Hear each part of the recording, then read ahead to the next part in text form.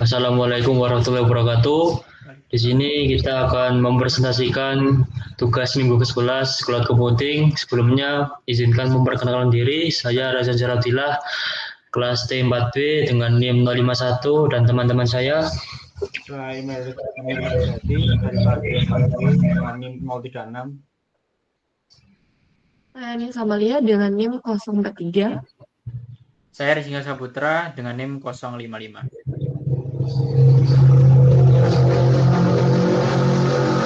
Oke, yang pertama broad network access adalah kemampuan untuk mengakses sumber daya cloud melalui jaringan yang luas seperti internet.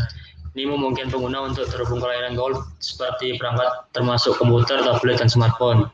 Contohnya seperti layanan penyimpanan cloud seperti Google Drive dan Dropbox.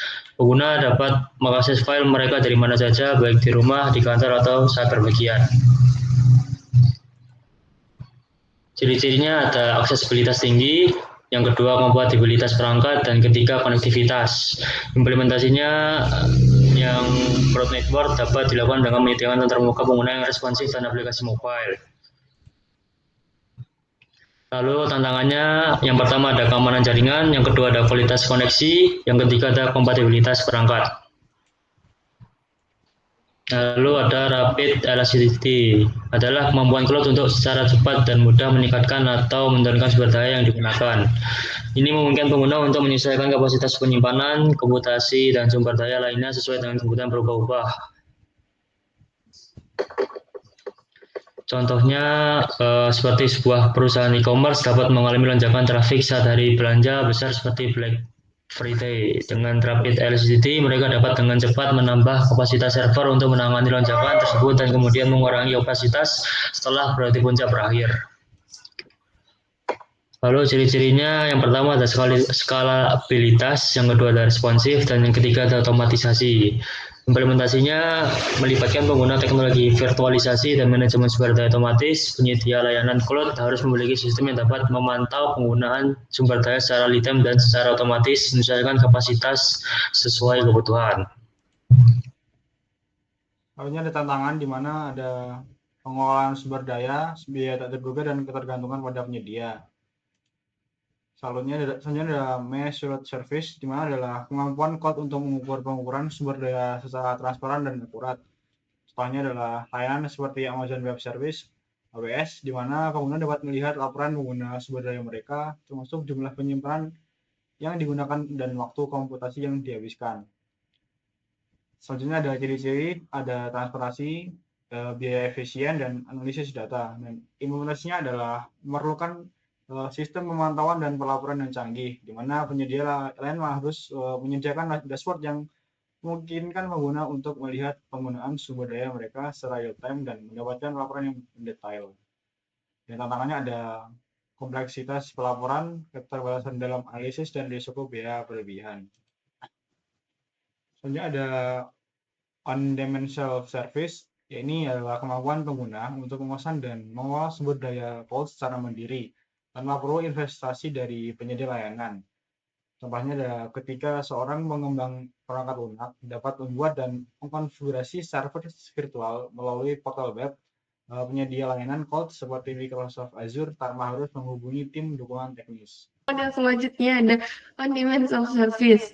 Nah, ciri-cirinya tuh yang pertama ada kontrol penuh, yang kedua ada kemudian akses, yang ketiga pengurangan waktu tunggu. Kemudian implementasinya yaitu melibatkan pengembangan antarmuka pengguna yang efektif dan mudah untuk digunakan.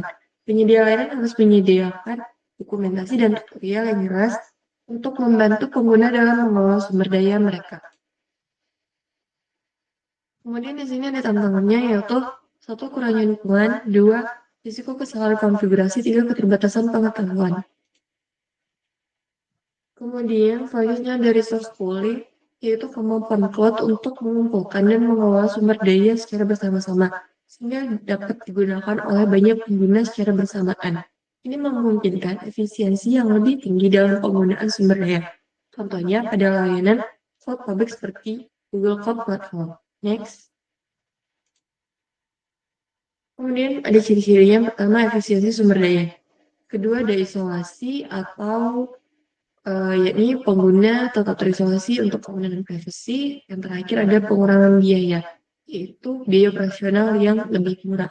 Kemudian implementasi, yaitu infrastruktur yang kuat dan teknologi virtualisasi. Kemudian penyedia layanan harus memastikan bahwa sumber daya dapat dialokasikan dan dikelola dengan efisien untuk memenuhi kebutuhan berbagai pengguna secara bersamaan.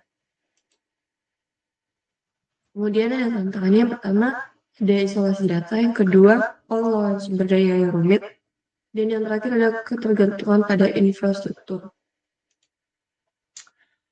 Kemudian ada studi kasusnya pada Netflix dan cloud computing. Netflix adalah salah satu platform streaming terbesar di dunia yang mengandalkan cloud computing untuk menyediakan layanan kepada jutaan pelanggan secara global.